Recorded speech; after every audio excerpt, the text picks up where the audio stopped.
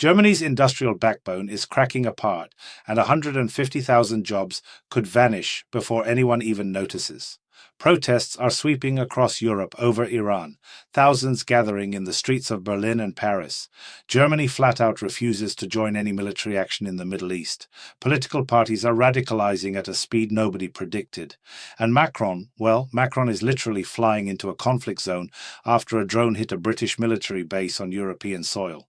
Stay with me, because the most important story today, I saved it for the very end. If any of this matters to you, and I think it does, hit that subscribe button right now. Drop a like, it genuinely helps more people find this channel. And if you want to go one step further, consider becoming a sponsor or using the Super Thanks feature. We put serious hours into research and fact-checking because the last thing any of us needs is more fake news. Your support keeps this operation independent, and honestly, it keeps me going. Now let us get into it. So here is the big one. Germany, the industrial engine of Europe, is staring down what might be its worst economic crisis since the country was literally founded. I want you to sit with that for a second. Not the worst since the financial crash. Not the worst since reunification. The worst since the founding of the Federal Republic. That is the language coming directly from the largest employer association in the country. And when the people who sign the paychecks start using words like that, you better pay attention. 150,000 jobs are now under direct threat, not in some distant future scenario, not in a think tank projection for 2035. Right now, the word they keep using is deindustrialization, and it is not hyperbole anymore. Factories that have been running for decades are looking at their order books and seeing nothing. Energy costs that were already painful after the whole Russia situation have not come down the way everyone promised they would. And now, with global trade getting more uncertain by the week, German manufacturers are asking a very simple question. Why should we stay here? But here is what makes this truly alarming. This is not just about Germany. When the German industrial machine slows down, the entire European supply chain feels it. Czech parts suppliers, Polish logistics companies, Austrian component manufacturers, they all depend on those German factories humming along. So when someone tells you this is a German problem, no. This is a European problem, and right now nobody in Brussels seems to have a plan. You would think with all this economic pressure, the political landscape might rally around solutions, but instead, something very different is happening inside German politics, and honestly, it should worry anyone who cares about Europe's future. The left party, Die Linke, has doubled its membership. Doubled. In a political environment where most traditional parties are bleeding supporters, the far left is surging. And on the other side, the AfD, the Alternative for Germany, has grown by 40%. Meanwhile, the parties that are supposed to be governing, the CDU lost 2% of its members, the SPD dropped 2.5%. The center is hollowing out, and the extremes are filling the vacuum. Now, I have seen this pattern before. When the economy cracks, when people feel like the system is not working for them, they do not drift toward moderate reform.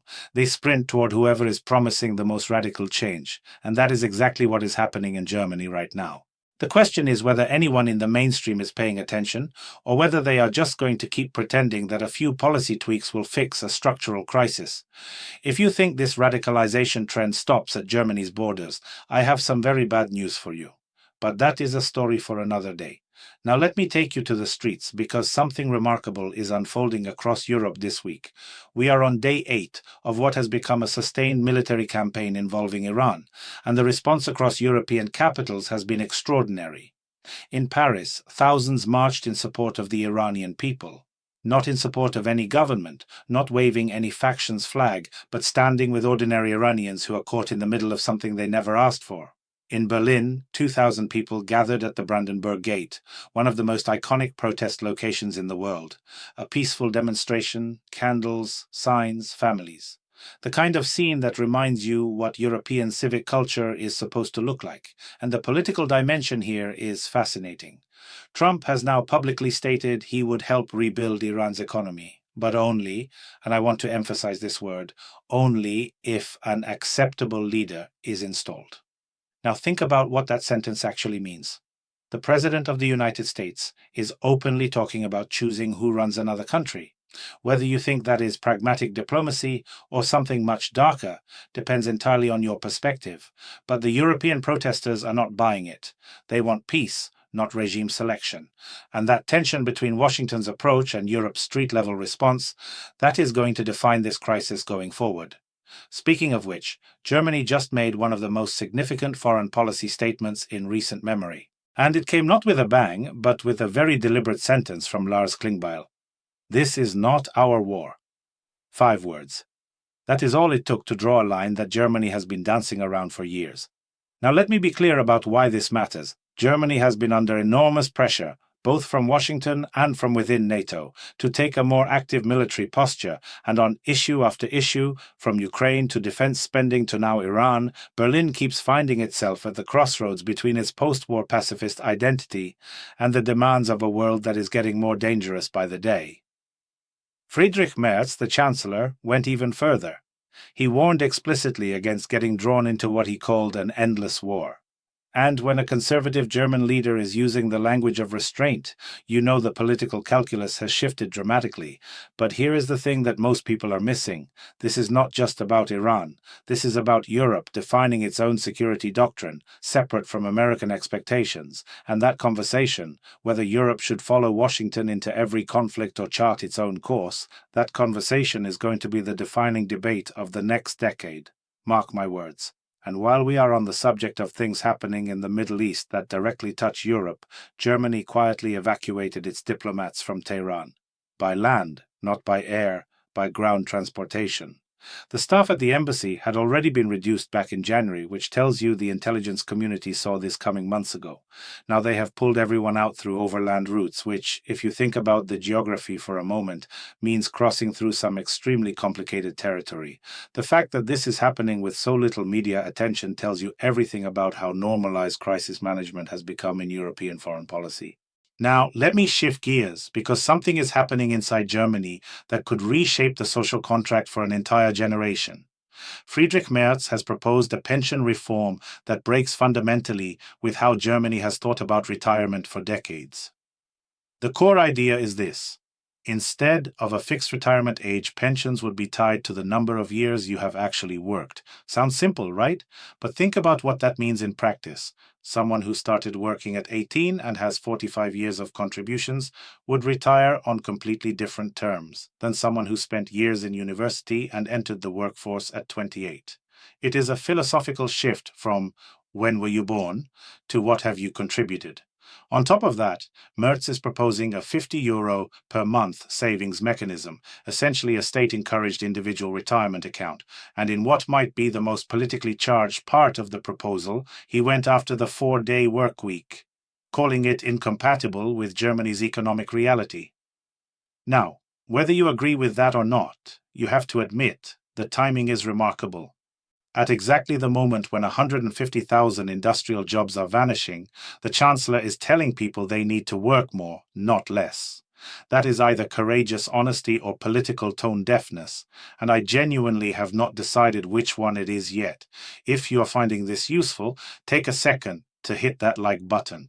Drop a comment telling me what you think about Germany's direction, because honestly, the conversations in the comments section have been incredible lately. You all bring perspectives I would never have considered on my own. Now, let me get to the story I have been saving. Emmanuel Macron is flying to Cyprus. And normally, a French president visiting a Mediterranean island would barely make the evening news. But this is not a diplomatic courtesy call. A drone struck a British military base on Cypriot soil. Let that sink in.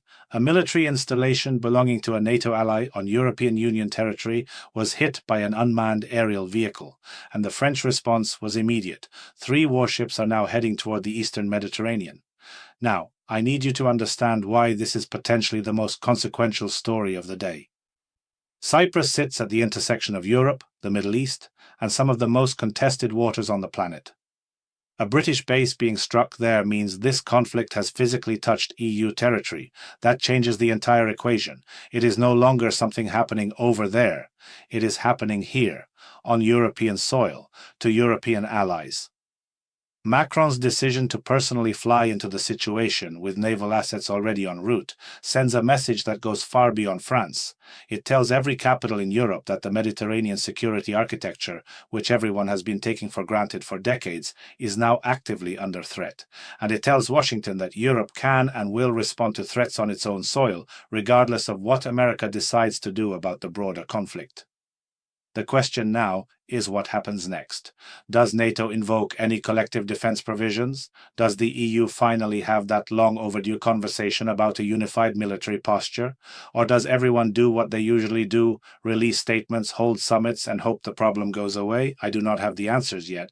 But I know this: what happened on that base in Cyprus is a line that has been crossed, and there is no one crossing it. Every single like you leave on this video sends a signal to YouTube's algorithm that says, hey, more people need to see this. And that matters. It matters because we are living through a period where understanding what is happening in Europe is not optional, it is essential. If you have not subscribed yet, now is the time. And if you want to go further, sponsorships and super thanks. They are not just donations. They are investments in independent journalism that does not answer to any corporate board or political party. We spend hours, sometimes entire days, researching, cross-referencing, verifying every single claim before it reaches you. That takes resources. That takes time. And your support is what makes it possible. Leave a comment. Share your thoughts. Tell me where you think I got it wrong. I genuinely want to hear it. Thank you for being here. Thank you for being part of this community. It means more than you know.